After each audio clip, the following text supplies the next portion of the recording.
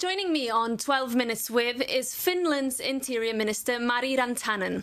She's a former police officer and nurse, and in her current role as minister, she's in charge of internal security, immigration and border control, including managing the eastern frontier with Russia, a major border for the EU and NATO.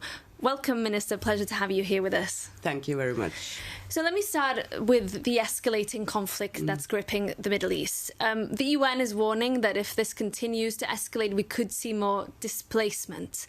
Should EU ministers like yourself start preparing? Well, obviously, the situation is serious at the moment, and we really don't know how far this is escalating. It's quite early to estimate what kind of effects this can have to Europe in short and also the long term. But of course, I think that Europe needs to look this situation very carefully and also prepare for different kind of scenarios. Is Europe today equipped or prepared to deal with more migration pressures?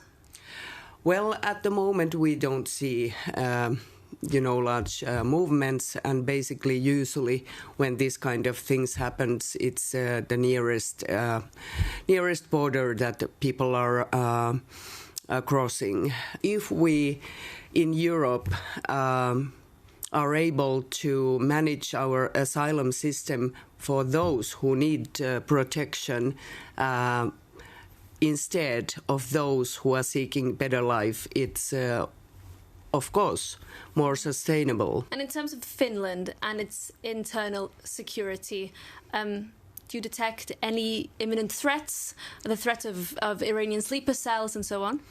Well, I think this is the question that is on the whole Europe, because, of course, this kind of conflicts can have a result that the other people in Europe are trying to make violent movements as well. So this is something that our security and intelligence are looking very carefully at the moment. Okay, I want to move on and look at the EU's migration policy. Now there's a big emphasis on facilitating the return of migrants who do not have the right to stay in Europe. Yet on Tuesday, after a meeting about the situation in the Middle East, a European Commissioner for the Mediterranean, Dubravka Šuica, she said that the EU is now developing partnerships with Syria, Lebanon and Jordan to ensure conditions for voluntary and safe returns to those countries. Was this bad timing from the Commissioner saying this about Lebanon, for example, while there's an active war affecting the country? We have failed with returns as a Europe.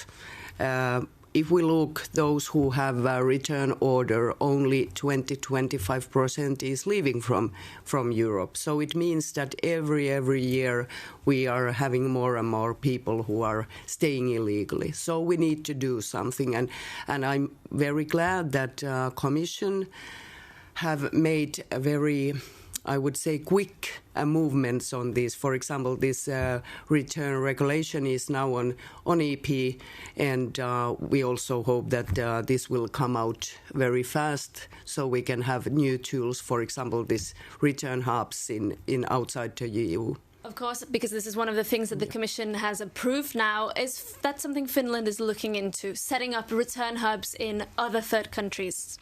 Well, actually, Finland is doing strict policies, and we have made a change of paradigm of the migration policies, and we are looking for very much new tools for the returns as well. So I think that all of these regulations, safe countries of origin, and this return regulation will be very good. You said you're looking into new tools. Does that mean you're in discussions with other countries outside Europe for return hubs?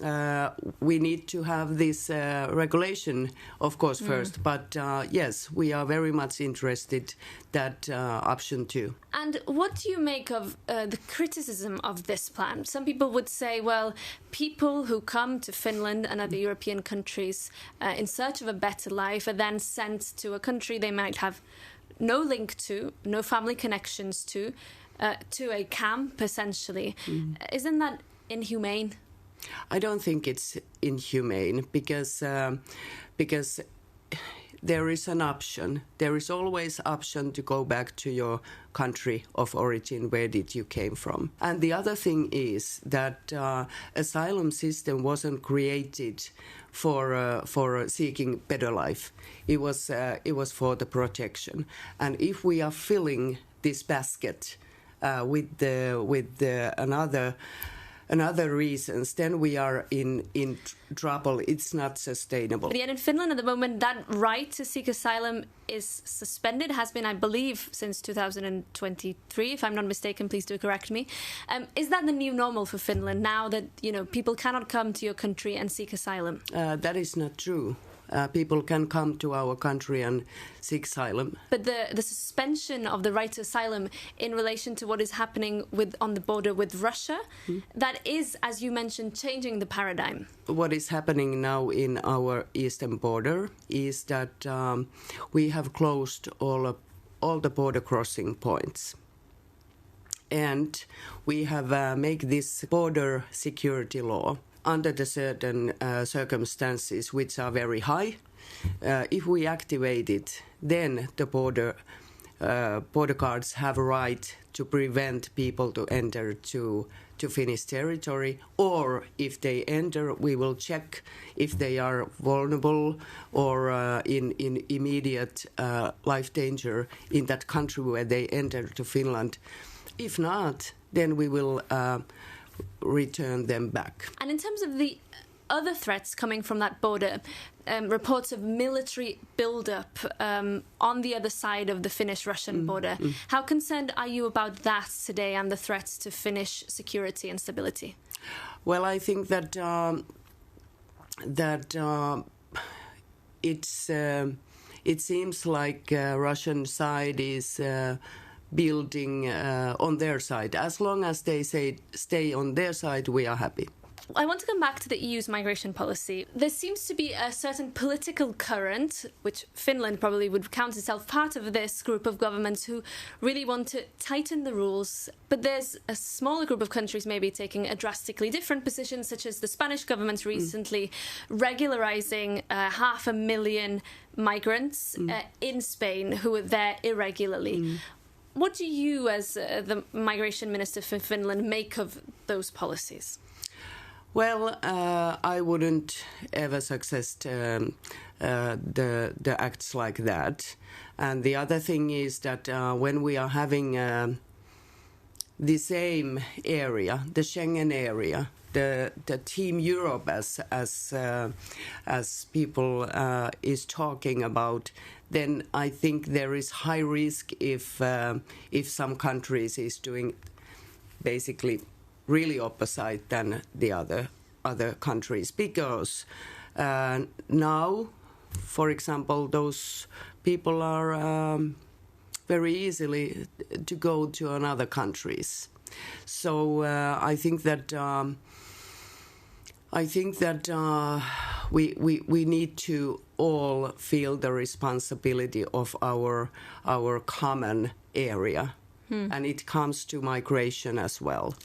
The Pact on Migration, which should be implemented from June this year, this was part of this Team Europe, as part of this solidarity mechanism that they call it, where there's an option for other member states to take in migrants that reach some of the member states under most pressure. Not many countries have picked up on this opportunity, including Finland, and there are estimates that there might be as little as 10,000 relocations in Europe. So my question is this pact really working? Is there solidarity? Well, there is options how to show your solidarity, and Finland have choose by by helping with money. But I don't think that European migration policies are solved by solidarity. I think we need to work on that way that we really decrease the numbers who is coming to Europe. Mm-hmm. And how we do this in third countries. And we need to make more innovative solutions, not to bring people in and then, we are basically in the situation where nobody wants to relocate. So this is not working in that way. You talk about innovative solutions. What are those in your view? What is the EU not doing that it could be doing? Well, I think that the most important thing is cut the smugglers' money-making machine. But there's been talk about this for years, but I know. It's still a problem. I know. What needs to be done? I think that most important thing is think how we prevent people to enter to the Europe by smugglers' boat. You do this by having presence on the other side of the sea, and you do this, for example, looking for the possibilities of safe ports that if somebody is rescued, they are bringing back to third country, not to Europe. So I think that we need to decrease the numbers. Finally, just to close off, just for a clarification, you mentioned the presence on the other side of the sea, you said. Does that mean more presence for Frontex, more of a mandate for Frontex? So what would that exactly look like? Well, actually, at this moment, Frontex mandate is rewrite. So there could be, I think, possibilities for that, for example.